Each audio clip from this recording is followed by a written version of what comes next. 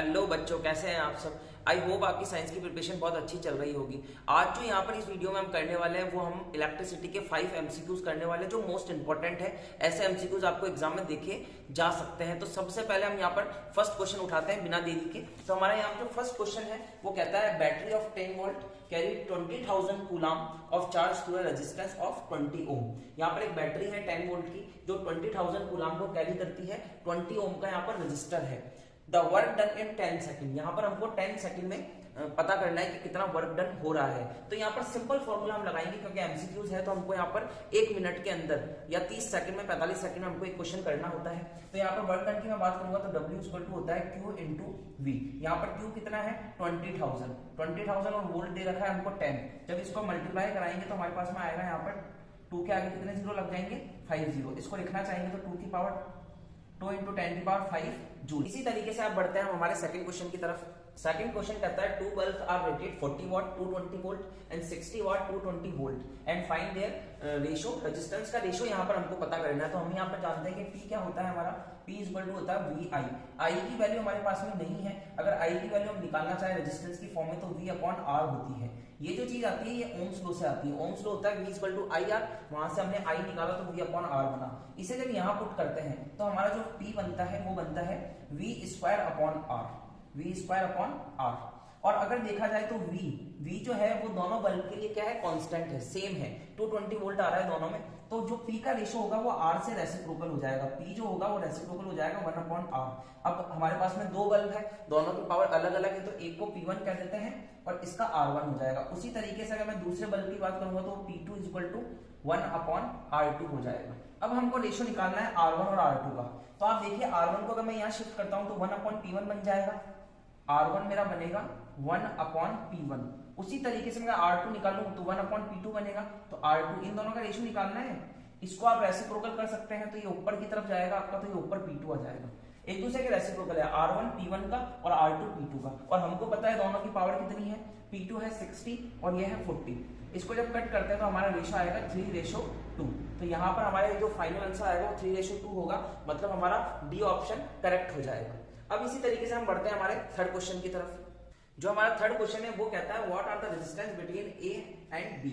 ये जो A और B है इसके बीच में हमारा टोटल इक्विवेलेंट रेजिस्टेंस कितना होगा। तो इक्विवेलेंट रेजिस्टेंस के लिए हमको इस डायग्राम को, इस सर्किट को सॉल्व करना पड़ेगा।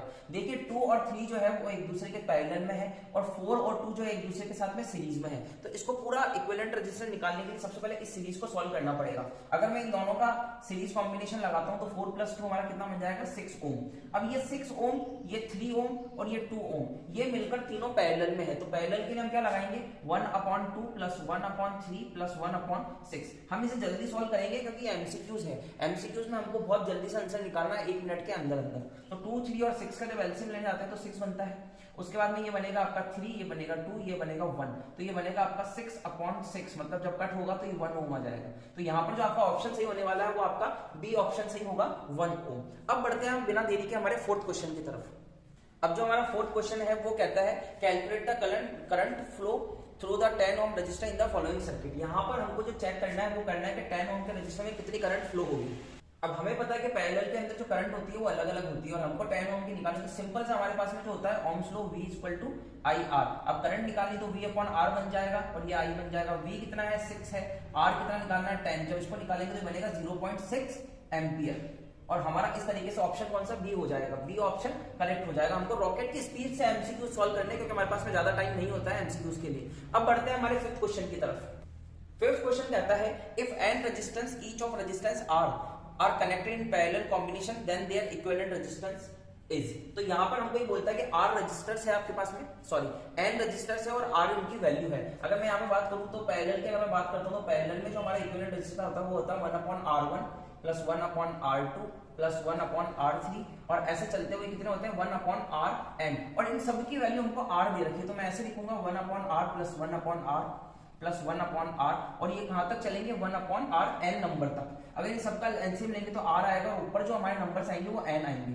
और जब इक्विवेलेंट रेजिस्टेंस को हम रेसिप्रोकल करते हैं तो Rp की वैल्यू कितनी आ जाएगी R अपॉन एन, ये हमारे पैरेलल कॉम्बिनेशन में इक्विवेलेंट रेजिस्टेंस आता है जब सारे रेजिस्टेंस कितने हैं, आर वैल्यू के हैं और एन रेजिस्टेंस हमने लगा रखे हैं। तो इस तरीके से हमारा जो ऑप्शन सही होने वाला है वो कौन सा ऑप्शन होगा, सी ऑप्शन हमारा यहाँ पर करेक्ट हो जाएगा। आपको रॉकेट की स्पीड से एमसीक्यू सॉल्व करने हैं तो आपको अपनी स्पीड को बना के रखना पड़ेगा। 20 एमसीक्यूज एग्जाम में आने वाले हैं, उनको कम से कम आप 8 से 10 मिनट में सॉल्व करने की कोशिश कीजिए और बेहतरीन तरीके से उनको सॉल्व करना, बिल्कुल प्रैक्टिस के साथ में। तो ऐसी टिप्स और ट्रिक्स और आपकी कंसेप्चुअल वीडियो में इस चैनल पर लाता रहूंगा, हमसे जुड़े रहिए। Thank you so much.